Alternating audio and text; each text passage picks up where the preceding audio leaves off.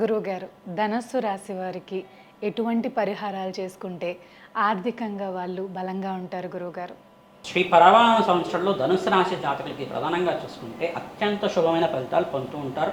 కానీ ఇక్కడ ఏంటంటే శనీశ్వరుడి యొక్క దశమ దృష్టితోటి బాధపడుతున్నారు.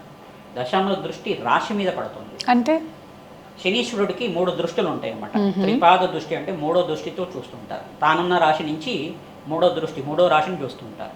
ఇప్పుడు మీనరాశిలో ఉన్నారంటే శని భగవానుడు అంతా కూడా 3వ రాశి అంటే వృషభ రాశిని చూస్తారు. మళ్ళీ సప్తమ స్థానం అని చెప్పేసి అంటే డయాగ్నల్గా కన్యా రాశిని చూస్తారు. మరియు ఇక్కడ దశమ దృష్టి అనేది ఉంటుంది శని భగవానుడికి అంతా అక్కడ 10th ప్లేస్ అంటారు తానున్న ప్లేస్ నుంచి. మీనరాశి నుంచి 10th ప్లేస్ అని చెప్పేసి అంటే మనకి ఇక్కడ ధనుసు రాశి అవుతుంది. ఆ దశమ దృష్టి ప్రభావం వల్ల శ్రమతో కూడిన సంపాదన పెరుగుతుంది. శ్రమ అధికంగా ఉంటుంది, సంపాదన విపరీతంగా వస్తుంది. ఎంత శ్రమిస్తే అంత సంపాదన ఉంటుంది. ప్రధానంగా వివాహాది శుభకార్యాలు జరగడానికి ఈ సంవత్సరం అత్యంత శుభమైన ఫలితాలు పొందడానికి ఆస్కారం ఉంటుంది. ప్రధానంగా జూన్ 1వ తారీఖు నుంచి 8 నెలలలోపు మీకు వివాహాది శుభకార్యాలు జరగడానికి ఆస్కారం ఉంటుంది. ప్రధానంగా చూసుకుంటే దత్తాత్రేయ స్వామివారి చరిత్రను పారాయణం చేసుకోవడం, ఒక బ్రాహ్మణోత్వంకి అంతా కూడా ఎవరైతే కనుక బ్రహ్మచారిగా ఉన్న బ్రాహ్మణోత్వంకి అంతా కూడా ఈ యొక్క స్వయంపాక దానం చేయడం, దత్తాత్రేయ స్వరూపంగా అర్చించి ఆయనకంతా కూడా పసుపు రంగు వస్త్రాన్ని దానం చేయడం, శనగలు దానం చేసుకోవడం వల్ల, కూష్మాణ దానం చేసుకోవడం వల్ల గురుబలం పెరుగుతుంది. వివాహాది శుభకార్యాలు జరుగుతాయి. సీతారాముల కళ్యాణం ఆచరించిన వాళ్ళకు కూడా వివాహాది శుభకార్యాలు జరగడానికి ఆస్కారం ఉంటుంది. సంఘంలో గౌరవం పెరుగుతుంది. పేరు ప్రఖ్యాత గణించడానికి ఆస్కారం ఉంటుంది. ప్రధానంగా జాతకరీత్యా శుక్రుడు ఏ రకంగా ఉన్నారు, అంగారకుడు ఏ రకంగా ఉన్నారు, ఇక్కడ బృహస్పతి ఏ రకంగా ఉన్నారు, మరియు రాహుగ్రహం ఏ రకంగా ఉంది, జాతకరీత్యా కూడా చూసుకోవాలి. జాతకరీత్యా కూడా చూసుకొని జాతకరీత్యా ఉన్న దోషాలకు పరిహారం ఆచరించుకుంటేనే గోచారీత్యా అదృష్టాన్ని పరిష్కారం చేసుకోవడం వల్ల మీకు రాజయోగ ప్రాప్తి కలుగుతుంది. ప్రతినిత్యం కూడా రావి చెట్టు వేప చెట్టు అంతా కూడా చూసుకుంటే ఈ యొక్క కల్పవృక్షంగా భావించి దానికంతా కూడా నిత్యం పూజ చేసుకోవడం వల్ల, ప్రతినిత్యం కూడా 11 ప్రదక్షిణాలు ఆచరించడం వల్ల శీఘ్రంగా శుభ ఫలితాలు పొందడానికి ఆస్కారం ఉంటుంది. అదృశ్య యోగం కలిసి వస్తుంది. రాజయోగ ప్రాప్తి కలుగుతుంది. దత్తాత్రేయ అనుగ్రహం వల్ల మీకంతా కూడా మంచి శుభమైన ఫలితాలు పొందడానికి ఆస్కారం ఉంటుంది. ఈ సంవత్సరం అంతా కూడా గృహయోగం కూడా సిద్ధి రావడానికి ఆస్కారం ఉంటుంది. భూ సంపదలు కానీ గృహయోగం కానీ స్థిరాస్తి లభించడానికి కూడా ధనుసు రాశి జాతకులకి అత్యంత శుభమైన ఫలితాలు పొందడానికి ఆస్కారం ఉంటుంది. గురువుగారు, ఈ ద్వాదశ రాశుల వారికి ఏ విధంగా ఉండబోతుంది ఆర్థిక పరంగా? తప్పకుండా శ్రీ పరాభవ సంవత్సరం అనేది దీనికంతా కూడా అర్థం ఏంటిదంటే పరాభవం వస్తాయని చెప్పేసి అందరికీ కూడా మనస్పర్ధలు కలుగుతాయని చెప్పి, అపవాదాలు కలుగుతాయి, అవమానాలు కలుగుతాయని చెప్పేసి చాలామంది చెప్తున్నారు. కానీ దాని అర్థం అది కాదు. ప్రధానంగా చూసుకుంటే మన జీవితంలో మార్పు జరగడానికి ఆస్కారం ఉంటుంది. తద్వారా అనుకోని సంఘటనల వల్ల ఆకస్మికంగా ధనయోగ ప్రాప్తి రావడం కానీ, అనుకోని సంఘటన వల్ల అదృష్టం కలిసి వచ్చి ప్రతి విషయంలో కూడా మనకి మంచి జరిగే విషయాలు కలగడం కానీ, ప్రధానంగా చూసుకుంటే ప్రతి విషయంలో కూడా గ్రహాల యొక్క స్థితిగతి కారణమవుతుంది. ప్రధానంగా చూసుకుంటే ఈ యొక్క మానవ జీవితంలో మార్పు తీసుకొచ్చేది, జీవితంలో ఐశ్వర్యం ఆనందం తీసుకొచ్చేది అని అర్థం కూడా ఉంటుంది.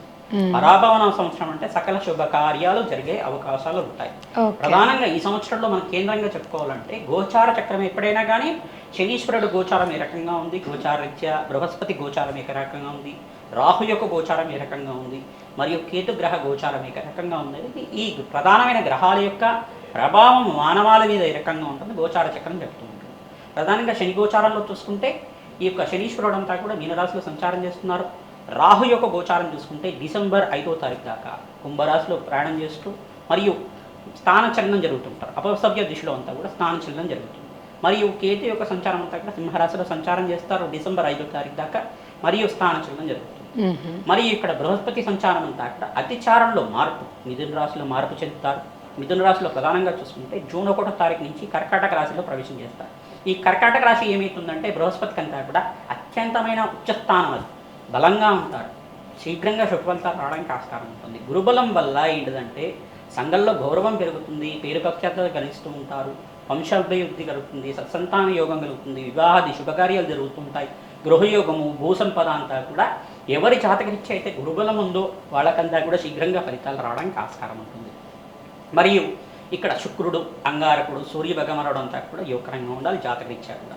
ఈ గ్రహస్థితి ఈ రకంగా ఉంది. మరియు అక్టోబర్ నెలలో కూడా బృహస్పతి సంచారం అంతా కూడా సింహరాశిలో ప్రయాణం చేయడం వల్ల అత్యంత శుభమైన ఫలితాలు పొందడానికి ఆస్కారం ఉంటుంది.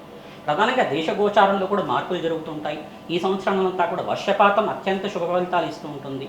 శీఘ్రంగా నైరుతి ఋతుపవనాల సకాలంలో పడడం వల్ల మంచిగా ఈసారి పంటలంతా కూడా 3 నుంచి 4 పంటలంతా కూడా రావడానికి ఆస్కారం ఉంటుంది. రైతులకంతా కూడా శుభకార్యాలు జరగడానికి ఆస్కారం ఉంటుంది. అష్టైశ్వర్య యోగం కలగడానికి ఆస్కారం ఉంటుంది. మరియు ఇక్కడ చూసుకుంటే ఇక్కడ ప్రధానంగా ఈ యొక్క ఆర్థికంగా స్థితిగతులు పెరగడానికి ప్రధానంగా బంగారానికి రేట్ ఎక్కువ పెరుగుతుంది. బంగారం అంతా కూడా బంగారం జ్యువెలరీ బిజినెస్ చేసుకునే వాళ్ళకి బంగారము, వెండి మరియు ప్లాటినం అనే ఈ యొక్క ద్రవ్యాలకంతా కూడా ప్రధానంగా చూసుకుంటే వీటికంటే పదార్థాలకంతా కూడా మంచిగా రేట్ ఎక్కువగా పెరగడం, ఎక్స్పోర్ట్స్ ఎక్కువగా జరుగుతుంటుంది, ఎగుమతులు ఎక్కువగా జరుగుతుంటాయి. ప్రధానంగా చూసుకుంటే సిరిధాన్యాలకి, శనగలకి మరియు పచ్చ అంటే పెసర్లకు కానీ పచ్చగా ఉండే కూరగాయలకు ఏవైనా కానీ ఆకుకూరలు కావచ్చు, పచ్చగా ఉండే కూరగాయలకంతా కూడా రేట్ ఎక్కువ పెరగడానికి ఆస్కారం. నిత్యావసర వస్తువులకు కూడా రేట్ ఎక్కువ పెరుగుతూ ఉంటుంది. దేశంలో అంతా కూడా స్వల్పంగా కొన్ని ప్రాంతాల్లో భూకంపాలు జరగడం కానీ ఈ యొక్క జలాశయాలు నిండిపోవడం కానీ అతివృష్టి అనేది ప్రధానంగా ఎక్కువగా వర్షపాతం ఎక్కువగా పడటం వల్ల పంటలు నష్టపోవడం కూడా జరుగుతూ ఉంటుంది. దీని నుంచి బయటపడడానికి ప్రణాళికలంతా చేసుకోవాల్సి ఉంటుంది. ప్రధానంగా మేషాది ద్వాదశ రాశుల వాళ్ళకి ఈ గోచార రీత్యా గ్రహాల యొక్క బలం వల్ల శీఘ్రంగా శుభ ఫలితాలు పొందడానికి తగు పరిష్కారం అంతా కూడా విశ్లేషణ చేసి చెప్పడం జరుగుతుంది. గురువుగారు, ద్వాదశ రాశుల వారు ఎటువంటి పరిహారాలు చేసుకుంటే వాళ్ళు ఆర్థికంగా బలంగా ఉంటారు? చాలా చక్కగా వివరించారు గురుగారు. నమస్కారం.